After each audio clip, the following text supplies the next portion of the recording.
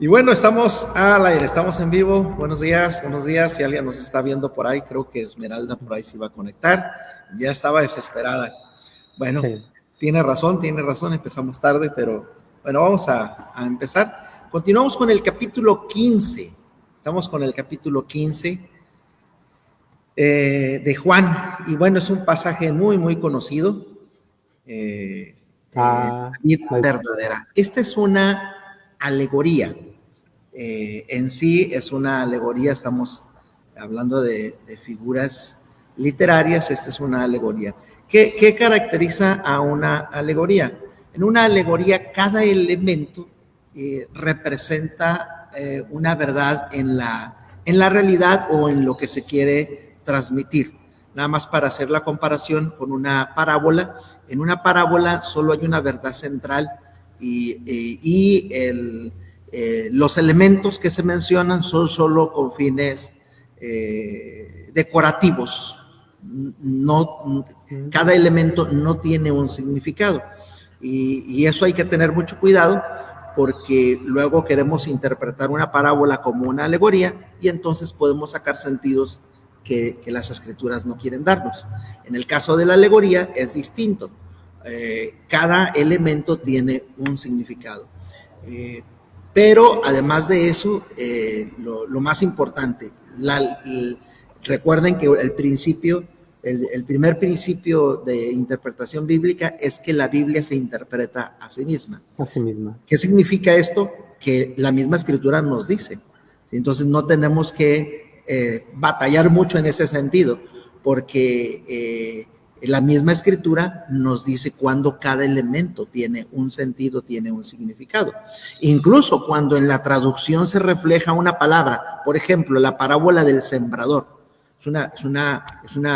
es algo que nosotros consideramos parábola porque la escritura lo califica como parábola, o porque la traducción le da ese sentido de parábola. Pero cuando Jesús explica la parábola, nos damos cuenta que no es una parábola, es una alegoría. ¿Por qué? Porque cada elemento tiene un significado. El sembrador es el que predica la palabra, la semilla es la palabra, y los tipos de terreno son los tipos de personas que están respondiendo al mensaje, al igual que los que pisan el camino que representa el diablo, las ortigas que representan el sufrimiento, los afanes de este mundo, de la vida, en fin,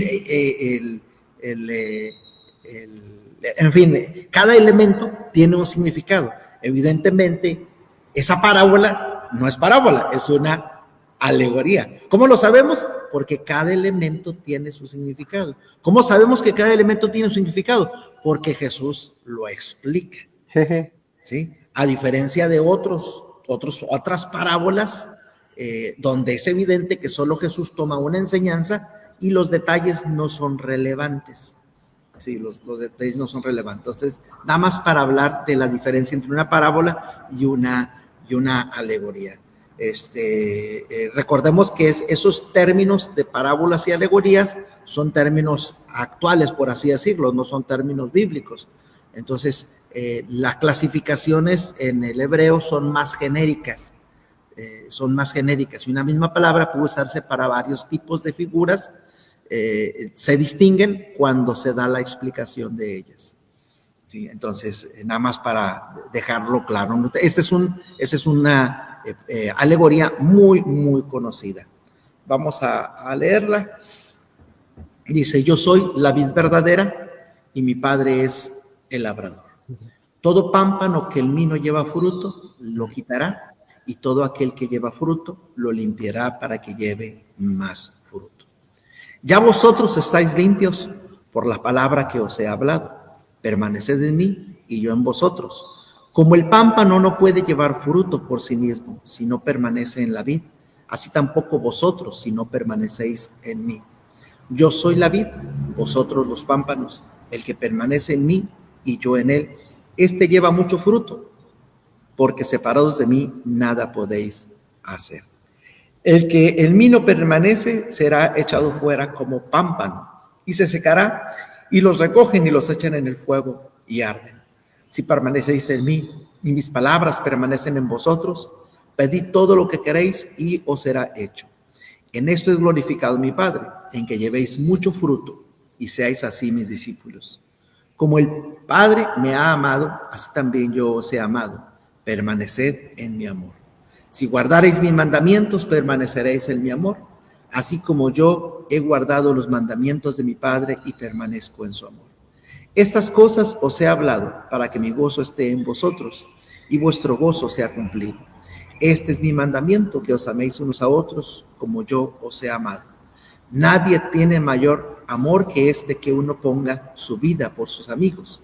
Vosotros sois mis amigos y hacéis lo que yo os mando. Ya no os llamaré siervos, porque el siervo no sabe lo que hace su señor, pero os he llamado amigos, porque todas las cosas que oí de mi Padre os las he dado a conocer. No me elegisteis vosotros a mí, sino yo os elegí a vosotros, y os he puesto para que vayáis y llevéis fruto, y vuestro fruto permanezca, para que todo lo que pidiereis al Padre en mi nombre, Él os lo dé. Esto os mando, que os améis unos a otros. Y vamos a dejar hasta aquí esta lectura para detenernos. De hecho, aquí empieza la expresión, yo soy la vid verdadero. Esta es una, esta sola expresión es una metáfora, ¿sí? Es una metáfora. Se dice que la alegoría es una metáfora extendida, ¿sí? Porque si se fijan aquí, Jesús se define como la vid verdadera y luego empieza a hablar acerca de todos los elementos de la vid. Entonces, se dice que la alegoría es una metáfora extendida. Una metáfora es una figura literaria donde una cosa se declara ser la otra. Aquí la clave está en el soy, ¿sí? Yo soy la vid verdadera. Una cosa, en este caso Jesús, se declara como otra cosa, que es, en este caso, la vid verdadera. Por eso distinguimos una metáfora, porque se dice que una cosa es otra. Esa es entonces una metáfora, donde Jesús se define como la vid verdadera. Ahora, la vid es una figura muy usada en el Antiguo Testamento. Sí, la vid es una figura muy usada en el Antiguo Testamento. Además de que es una planta, ¿no?, cuyo fruto es muy importante. Estamos hablando de la uva, ¿no? Es muy importante porque la uva va a servir no solo como alimento, sino para producir una bebida, que es el vino, que va a ser muy importante en regiones áridas. El producto fermentado de cualquier fruta es de gran valor. Entonces, porque no solo provee de agua, líquido, sino también provee de nutrientes.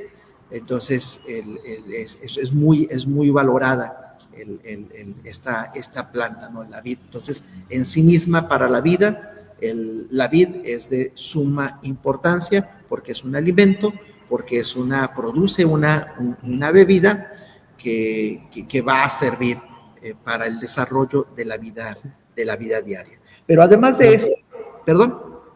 Una bebida refrescante. Sí, una bebida, sí, refrescante, definitivamente. Pregunta, porque no sé si entra en la alegoría o no. ¿Hay una implicación de que hay vides que no son verdaderas? Sí, a eso vamos.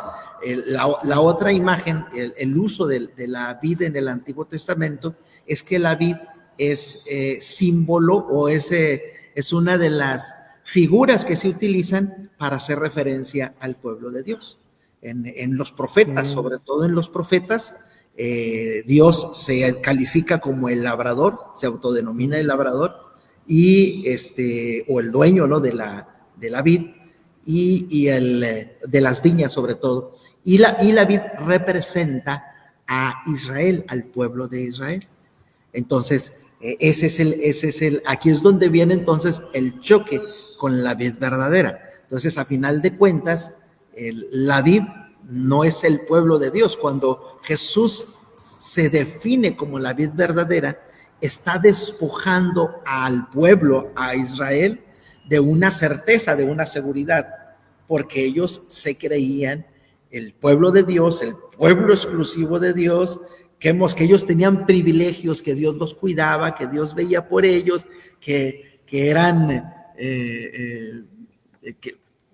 que eran especiales para Dios. Y no significa que no sean especiales, pero sí les está quitando este atributo de exclusividad, de ser únicos, y le dice, a final de cuentas, ustedes no son la vid, yo soy la vid.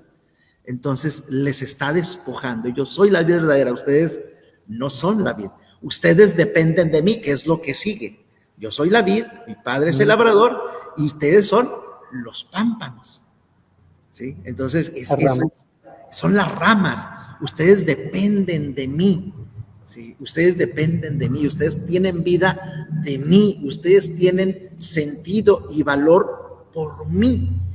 Y cuando ellos creían todo lo contrario, nosotros tenemos valor por nosotros mismos, producimos fruto por nosotros mismos. Entonces llega Jesús y les quita ese lugar y les dice, no, ustedes dan fruto en tanto estén unidos a mí. Y ya me adelanté, ¿no?, en la figura. Pero ese es el punto de lo verdadero, ¿sí? O sea, ustedes no lo son, yo lo soy. Nada más para fines digo, sí me extraña que no venga aquí las referencias, pero para fines de ver esas citas, está sobre todo en los profetas, y hay varias referencias a la viña, y se habla, ¿no?, de viñas que son cuidadas. Permítanme, viña. Vamos a ver, aquí está Jueces, Crónicas, Isaías y Jeremías lo mencionan. Déjenme lo veo. Ahí está.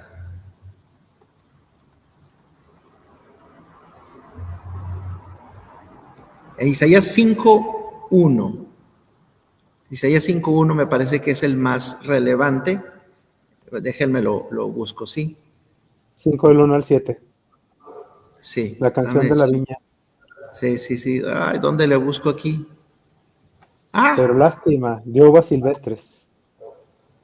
Ajá. Acá está. Es que no sabía dónde buscar. Isaías 5. Dice, cantaré. Ahora, sí lo están viendo, ¿verdad? Sí se ve. Ahora cantaré por mi amado el cantar de mi amado a su viña. Sí, evidentemente aquí el amado es Dios, ¿no? Y la viña se refiere a Al Israel. pueblo de Israel. Tenía mi amado una viña en una ladera fértil. La había cercado y despedregado y plantado de vides escogidas. Entonces aquí está hablando del trabajo que Dios ha hecho con el pueblo, ¿no? La cercó, la dio protección, la despedregó, la limpió y la plantó, dice, de vides escogidas. Había edificado en medio de ella una torre y hecho también en ella un lagar, y esperaba que diese uvas, y dio uvas silvestres. Hola. Pues, vecinos de Jerusalén, es la de referencia directa, y varones de Judá, juzgad ahora entre mí y mi viña. ¿Qué más se podía hacer a mi viña que yo no haya hecho en ella? ¿Cómo, esperando yo que diese uvas, ha dado uvas silvestres? Os mostraré pues ahora lo que haré yo a mi viña. Le quitaré su vallado. Ups, juicio tremendo. Bolas. Será consumida, hablando de la deportación, y aportillaré su cerca y será hollada. Haré que quede desierta y no será probada ni cavada, y crecerán el cardo y los espinos, y aún a las nubes mandaré que no derramen lluvia sobre ella. Ciertamente la viña de Jehová de los ejércitos es la casa de Israel. Aquí está la referencia directa. Ciertamente la viña de Jehová de los ejércitos es la casa de Israel, y los hombres de Judá, planta deliciosa suya. Esperaba juicio y aquí vileza, justicia y aquí clamor. Entonces, esa es una referencia muy directa para Israel, y un juicio también para ellos. Pero entonces ahora viene Jesús y les dice, pues, ¿qué creen? La vid verdadera soy yo. Ustedes, la vid verdadera soy yo. Ahí puse en el chat 5 pasajes, está eso evidentemente, y otros 4 más donde se hace referencia a Israel como la viña o la vid. Sí, es una figura recurrente en el Antiguo Recurrente. Testamento. Es una figura recurrente en el Antiguo Testamento, entonces tiene bastante importancia, tiene bastante importancia. ¿Qué pasó? No me quiere regresar a... Aquí está. ¿A dónde? No, a esta página. A la de la transmisión. Entonces, a eso se refiere la vid verdadera. Entonces, les está despojando de ese privilegio de ser planta deliciosa de Jehová, planta deliciosa de Dios, para decirles, yo soy esa vid. Y ustedes serán esa planta en la medida en que permanezcan en mí. Bueno, yo soy la vid verdadera y mi Padre es el labrador. Entonces, lo que decíamos de la alegoría, cada elemento tiene un significado, un valor. ¿Sí? Jesús es la vid, Dios, el Padre, es el labrador, el que cuida, el que nutre, el que poda, el que hace, ¿no? Y continúa con la imagen, todo pámpano, refiriéndose a las ramas, todo pámpano que en mí no lleva fruto, lo quitará.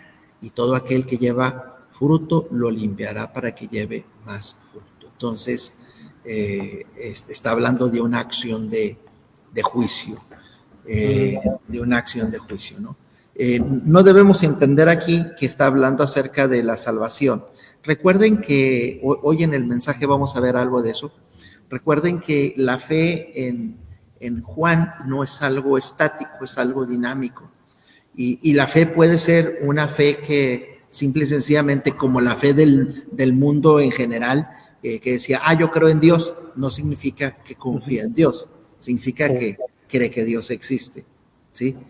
En el Evangelio de Juan, mucha gente cree en el sentido de que cree que puede hacer maravillas, pero no significa que se rindan a Jesucristo y tengan una fe salvadora, que estén dispuestos a seguirlo. ¿Sí? Entonces, en Juan eso es muy común. Entonces, cuando está, y además está hablando a una comunidad de fe, donde realmente no todos tienen fe. Recordemos eso, o sea, disculpen la aparente contradicción, pero está hablando de una comunidad, hablando del pueblo de Israel, de los judíos, que en teoría pues todos tienen una fe en Dios, pero su fe realmente no es como debiera de ser. Entonces, a eso es a lo que se refiere. Cuando habla de un fruto, está hablando de una afinidad con Jesucristo, y aunque todos forman el pueblo de Israel, lo cierto es que no todos están insertados en la vid, no todos dan el fruto, porque no todos realmente están creyendo como deben de creer. Su fe no es una fe salvadora, ni es una fe que depende de Jesucristo, sino es un creer como les decía hoy, preguntamos a una persona y dice, ¿crees en Dios? Sí, yo creo. No significa que le va a seguir, no significa que, de hecho, nos va a definir más adelante en qué consiste esa fe, ¿no? Hablando de amor, hablando de obediencia, hablando de dependencia, hablando de intimidad. Más adelante nos va a definir la fe, pero en el mundo actual así sucede. Muchos dicen creer y no creen. Es más, dentro de la iglesia, la verdad es que, aunque muchos dicen creer, la verdad es que no todos creen. Vale. Están algunos empezando a creer y por eso siguen asistiendo y están escuchando. Pero aún quien lleva mucho tiempo a lo mejor realmente no ha creído. O sea, claro, no somos nosotros quien para juzgar quién sí y quién no. Es algo que Dios en su momento define, ¿no? Pero a eso es a lo que se refiere aquí con que el que no lleva fruto, lo quitará. O sea, será evidente quién a final de cuentas pertenece a esa vid y quién no pertenece a esa vid. Entonces, porque en algún momento para los judíos más que un seguir de corazón, era seguir ritos y leyes y sentirse que estaban bien delante de Dios, pero no había un corazón dispuesto. Y Sí, en sí, nuestro caso, pues se puede reflejar mucho en tener tradiciones y costumbres, más que también ese amor por Dios, ¿no? sí, sí, sí, exactamente. O igual, tener otros motivos por los cuales asistimos, participamos, o sea, todos pueden caer en eso, ¿no? Mm. Entonces, pero no está hablando aquí de una pérdida de salvación, nada más para hacer la aclaración, sino de que dentro de una comunidad puede haber gente que no cree y al final Ujú. de cuentas Dios poda y a su vez Dios limpia a las personas para que den más fruto. ¿Sí? Que es el proceso, ¿no? El proceso de la poda tiene esa función, quitar lo que ya no sirve, porque hay ramas que están muertas, que están secas, que no van a dar fruto y que van a quitar Mm. a otros, a las ramas, y por el otro lado, las ramas que sí están dando fruto necesitan ser limpiadas para que no gaste su energía en esas brotes, en esas hojas, sino que su energía la utilice en dar el fruto. Me El fruto. acordé del texto de Israel, de que este pueblo de labios me honra, pero su corazón está lejos de mí. Así es. Entonces, esa es la idea, ¿no? De este proceso. Entonces, todo pámpano que no lleva fruto lo quitará y todo aquel que lleva fruto lo limpiará para que lleve más fruto. Ya vosotros estáis limpios por la palabra que os he hablado. Evidentemente está hablando ahora sí a sus discípulos, ¿sí? A sus discípulos, a los que lo siguen, a los que han creído, porque es la palabra los que los ha limpiado y los están limpiando. Más adelante va a hablar de eso, ¿no? Y recordemos lo que Jesús decía a Pedro, ¿no? Cuando está está lavando sus pies, ¿sí? Y que Pedro dice, bueno, no lava los pies todo. Dice, no, ya están limpios. Ya están limpios por la palabra. Entonces, pero aquí la demanda de Jesucristo, ¿sí? Yo soy la vid, mi padre es el labrador y ustedes son los pámpanos. Pámpanos. Y ve aquí la demanda del Señor. Permaneced en mí y yo en vosotros. La evidencia, el signo, otro signo de la iglesia, o otro signo del cristiano más que de la iglesia, sería la permanencia. Permaneced en mí y yo en vosotros. ¿Cómo sabemos que un pámpano, ¿sí? No será quitado, sino que será limpiado? Pues porque permanece unido a Jesucristo. Hay una relación. Recordemos que el pámpano se nutre, se alimenta de Jesucristo. Está entonces de la rama principal.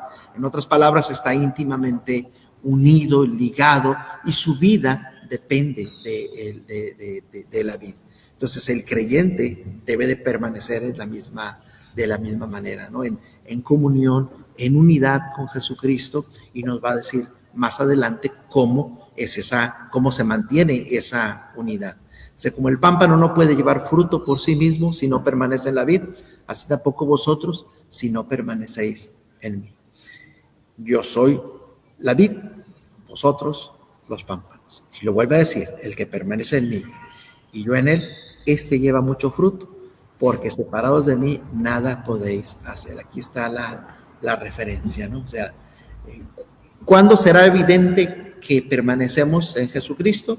Porque llevamos fruto. Fruto. No hay fruto, entonces tendríamos que revisar cómo está nuestra vida en nuestra relación con Dios. Hablando de esto, hablando del fruto, hay quienes se preguntan, ¿no? ¿Cuál es el fruto? Y hay al menos dos cuestiones que han sido consideradas para hablar del fruto. ¿Cuál es el fruto? Por un lado, el fruto que hace el apóstol Pablo, hace referencia al apóstol Pablo en Gálatas, el fruto del Espíritu, que quiere ser, que tiene que ver con la transformación de nuestra vida, ¿sí? Con el desarrollo de virtudes, el amor, el gozo, la paz, la paciencia, la bondad, la fe, la mansedumbre, templanza. O sea, cada una de esas virtudes, el desarrollo de cada una de esas virtudes en el creyente es ese fruto. Hay quienes hablan entonces de que el fruto es el desarrollo del carácter de Jesucristo en la vida de cada creyente. Entonces, y por el otro lado, hay quienes piensan que el fruto es la reproducción del creyente en otros creyentes. Y me parece que las dos cosas van de la mano, ¿no? Las dos cosas van de la mano. ¿Por qué? Porque no puedes reproducirte, no puedes compartir de Cristo y que otras personas conozcan de Cristo si no hay un desarrollo de carácter de Jesucristo, el desarrollo de carácter de Jesucristo en tu vida, porque eso va a ser evidente. Entonces, me parece que va de la mano, no tienen que estar peleados y pensar que es lo uno o es exclusivamente lo otro. Las dos cosas van de la mano. Entonces, el desarrollo del carácter, el fruto del Espíritu que está renovando, regenerando en el creyente la imagen de Jesucristo, la imagen de Dios en nuestra vida. Y por ende, la reproducción, ¿no? en otros creyentes. El que en mí no permanece será echado fuera como pámpano y se secará, lo que menciona aquí, ¿sí? El que en mí no permanece, de entrada no permanece porque no está unido a Jesucristo, ¿sí? Es algo que, siguiendo la imagen del sembrador, hablando de esa otra alegoría que mencionamos, pues son personas que a lo mejor les interesa, que creen en el sentido de qué bonito, me gustaría tener, pero al final de cuentas y al paso del tiempo y al paso de las pruebas y al ser tentado, pues dice, no, mejor no es algo que a mí me convenga, no es algo en lo que quiero yo permanecer, y entonces terminan abandonando porque no hay raíces, no está enraizado, no está realmente unido a Jesucristo. Entonces, no es que se pueda ser y dejar de ser, sino la evidencia al paso del tiempo es la permanencia. El que en mí no permanece será echado fuera como pámpano y se secará, y lo recogen y los echan en el fuego y arden. ¿Y el infierno qué? Pues podríamos tomarlo no como una referencia o simplemente como algo que sucede con los pámpanos. Las ramas que no sirven pues se queman. Si permanecéis en mí y mis palabras permanecen en vosotros, pedid todo lo que queráis y os será hecho. Aquí empieza a mencionar cuáles son las evidencias o requisitos o la forma en la que permanecemos en él. Mis palabras permanecen en vosotros. Entonces, estamos alimentándonos de la palabra de Jesucristo, de la palabra de Dios. Entonces, no solo estamos alimentándonos, sino que lo estamos creyendo, lo estamos siguiendo. Nuestro mismo Señor vuelve a hablar de permanecer en amor, el desarrollo del amor, la pasión por Jesucristo. Es otro de los elementos de la fe y la permanencia. Por un lado es estar cimentados en la palabra, alimentarnos de la palabra, vivir en la palabra, y por el otro lado es permanecer también en amor, amar a Jesucristo, tener pasión por Jesucristo, y por ende el guardar los mandamientos. Entonces la fe se manifiesta porque nos alimentamos de la palabra, porque amamos a Dios y porque además guardamos los mandamientos de Dios. Que todo eso es un círculo, ¿no? Porque manifestamos el amor guardando los mandamientos, y cuando guardamos los mandamientos es porque permanecemos en su amor. Entonces es un círculo, es una retroalimentación que se está dando ahí. Y de ahí tenemos entonces la promesa, ¿sí? La promesa de que todo aquello que pidiéramos al Padre nos será dado. Pedid todo lo que queréis y os será hecho. Entonces, la promesa es que Dios va a contestar nuestras peticiones cuando nosotros permanecemos en Él. Va muy unido esto, por supuesto, al hecho, ¿no? de orar de acuerdo a la voluntad de Dios. porque cuando nosotros permanecemos en Dios, estamos unidos a Dios, podemos orar de acuerdo a su voluntad. Cuando no permanecemos, vamos a pedir cosas que no tienen sentido, porque no estamos unidos a Él, no estamos conectados, no estamos vinculados con Él y no entendemos ni siquiera cuál es su voluntad. Pero cuando permanecemos, sabemos lo que Él quiere, sabemos cuál es su voluntad y podemos pedir de acuerdo a su voluntad, que lo va a decir Juan, ¿no? en su primera carta. ¿Dónde está? Si guardáis mis mandamientos, estoy en el 10. Si guardáis mis mandamientos, permaneceréis en mi amor, así como yo guardo el mandamiento de mi Padre y permanezco en su amor. Estas cosas he hablado para que mi gozo esté en vosotros y vuestro gozo sea cumplido. Sea cumplido, sea perfecto, sea completado, ¿sí? Para que ya no haya duda en cuanto a quién pertenecemos y dónde estamos. Y termina esta parte con un mandamiento, ¿no? Otra vez la evidencia de la fe o la evidencia de que hemos permanecido no solo es el amar a Dios, sino que nos amamos los unos a los otros. Una referencia, déjame ver. Ok, hay muchas. 12, Juan 13, 34. Bueno, en otras ocasiones lo vuelve a mencionar. Que os améis a otros como yo os he amado. Nadie tiene mayor amor que que uno ponga su vida por sus amigos. Entonces, aquí hace referencia a su muerte y al amor, ¿no? Y hablando acerca de que va a morir. Yo voy a poner mi vida por ustedes. Vosotros sois mis amigos si hacéis lo que yo os he mandado. Volvemos otra vez al círculo. Y la referencia, ¿no? Ya no os voy a llamar siervos. Ya no solo somos siervos. No es, el ser siervos no es algo que nos debe de denigrar de ninguna manera, pero dice, ya no voy a llamarlos siervos, ahora voy a llamar amigos. Amigos. Porque no solo ustedes están sirviéndome, sino que es alguien en quien yo tengo confianza y les puedo decir todas las cosas que mi Padre me ha dado a conocer. Recuerden que la relación de amigo, hablando del Día del Amor y la Amistad, tiene que ver con eso, ¿no? Con confianza. Un amigo es una persona en quien podemos confiar, con quien podemos estar y ser quienes somos sin temor al juicio y decir lo que sentimos, lo que pensamos, lo que estamos viviendo. De hecho, la amistad se nutre de esa confianza, del compartir, el compartir vivencias, pero también el compartir lo que hay en nuestro corazón. Y es lo que Jesús hace con nosotros. Nos dice lo que hay en su corazón. Entonces, no solo nos manda a hacer algo, ¿sí? Sino que somos algo más que eso. Somos sus amigos porque nos confían lo que hay en su corazón. Dice, todas las cosas que oí de mi Padre os las he dado. Entonces, no hay secretos, ¿sí?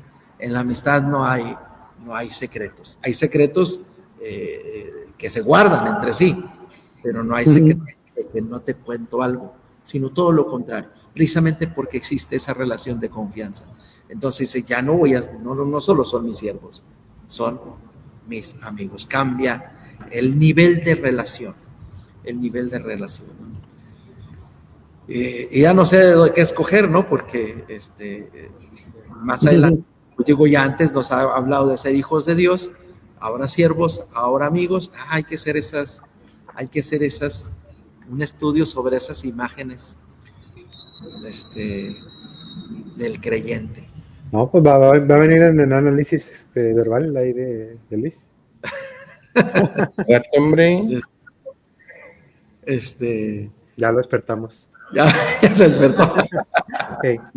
Entonces, y la otra referencia, no me elegisteis vosotros a mí, preguntaba sobre la relación la relación que existe, hablando de la serie, la relación que existe entre la historia inicial y luego el desarrollo. El primer episodio me impactó porque pues empieza con una niña, ¿no? Que es atormentada y que el padre le recuerda cuando ella está inquieta, le recuerda este pasaje de Isaías donde Dios dice, mío eres tú, yo te escogí. Y al final de la historia, María Magdalena. esta mujer, María Magdalena, que es poseída, ¿no? por demonios, es liberada y recuerda este pasaje. Mío eres tú, yo te elegí. Es un pasaje que para mí es muy importante también, ¿no? En mi experiencia personal. Es uno de los pasajes que a mí en lo personal han sido muy, muy importantes. Parte de las promesas de Dios para nuestra vida, incluso como familia. Para mí eso es muy, muy, muy, muy valioso. Entonces, el ver esta conexión, qué bruto.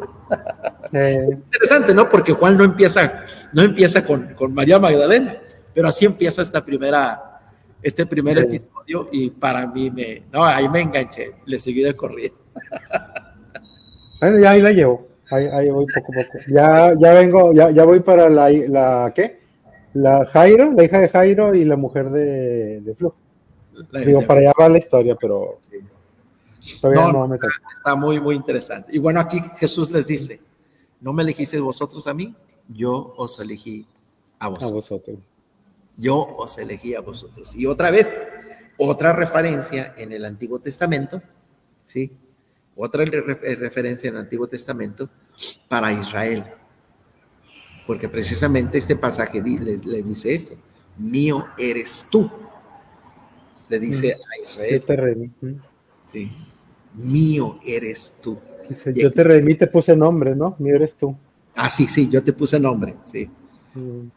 Y esa es una promesa que ahora Jesús aplica a sus discípulos, aplica al creyente. Mío eres tú, yo te elegí. Tú no me elegiste. 6:43. Te elegí, yo te elegí. Sí, y bueno, y te he puesto además como propósito, te he puesto para que llevéis fruto y vuestro fruto permanezca, para que todo lo que pides al Padre en mi nombre, Él os dé. Y vuelve a cerrar este ciclo. Esto os mando, que os améis unos a otros. No lo dice como yo os he amado, pero lo cierto es que así es, ¿no? Él nos ha amado. Y si nos ha amado, ámense los unos a los otros. Consejo muy importante, porque recuerden que Él ya no va a estar. Y ellos deben aprender a tolerarse, a caminar juntos, a vivir, a andar en el amor de Jesucristo. Y eso significa amarse el uno al otro. ¿Preguntas? Entonces el pasaje ese, porque yo me pregunto, cuando dice yo te elegí, no sabía si era una referencia al pueblo de Israel o a nosotros como salvados, o directamente a los discípulos que él llamó casi digamos uno por uno. No, en primera instancia es una referencia a ellos, ¿no? Pero está retomando lo que ha dicho de Israel para decirles yo les elegí. Es una de las cosas que hace, por eso les he dicho que Juan es violento. O sea, por eso les he dicho que aunque habla mucho de amor, la verdad es que Juan es muy violento, es muy agresivo. ¿Por qué? Porque despoja a los judíos, despoja a Israel de esas atribuciones que creía que eran únicamente para él como pueblo. Y no, los está despojando uno a uno, los está despojando de todos esos atributos. Y aquí se los dice otra vez, no solo dice yo soy la vid, ustedes no son la vid, sino que ahora les dice ahora a sus discípulos, yo los elegí, ustedes son míos porque yo los elegí. He elegido a todo el pueblo, pero la verdad es que esa elección también es personal, porque aunque los llamé a todos, aunque los escogí a todos, la verdad, como vehículo, como instrumento, en una relación personal yo los estoy escogiendo de una manera personal y única. Entonces, y tampoco es una predestinación. No es una predestinación. No, nomás hay una predestinación y ya lo dijo el pastor. Todos estamos predestinados a ser hijos de Dios. O sea, Ajá. nos escogió, nos hizo para eso.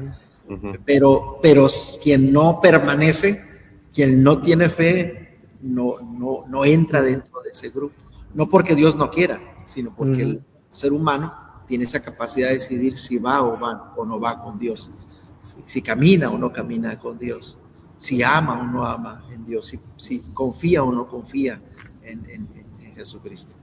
Pero sí, lo que hace Juan es eso, está despojando de uno a uno. No sé si han fijado, uno a uno de estos elementos, de estas verdades, de estas promesas que ellos creían exclusivamente y que nadie les podía quitar. Jesús se las va quitando uno a uno, a uno. Y dices, yo los elegí, pero no está diciendo al fariseo, no lo está diciendo a la multitud, está diciendo a cada uno. Tú que has creído, yo te elegí. Tú que permaneces en mí, yo te elegí. Tú que me amas, yo te elegí. Tú no me elegiste, yo te elegí. Mío eres tú, yo te puse nombre. Entonces está, sí, Juan, para mí es violento, o sea, la verdad hay violencia, o sea, porque sí está en una confrontación frontal, no oculto, es frontal, de cara les está diciendo esto. Entonces, pero finalmente en el pasaje de Isaías 43, o sea, él les da un valor sobre todo, ¿no? Y, o sea, es interesante leerlo ya, ahora sí que digamos cada quien por su cuenta, ¿no? Sí. Que dice que fue de gran estima, que fue honorable, que lo amó. Dice, daré hombres por ti, naciones por tu vida. No temas porque yo estoy contigo. Que después puede haber un juicio, ¿no? Pero ahí muestra cuáles son los sentimientos de Dios por su pueblo, ¿no? Por Israel, ¿sí? Y lo hizo. O sea, todo lo que él dice lo cumple, se lo cumple, los cuida. Muchos mueren por Israel. Jesús mismo muere, pero desafortunadamente en el momento decisivo, en la llegada del Mesías, ellos rechazan todo esto.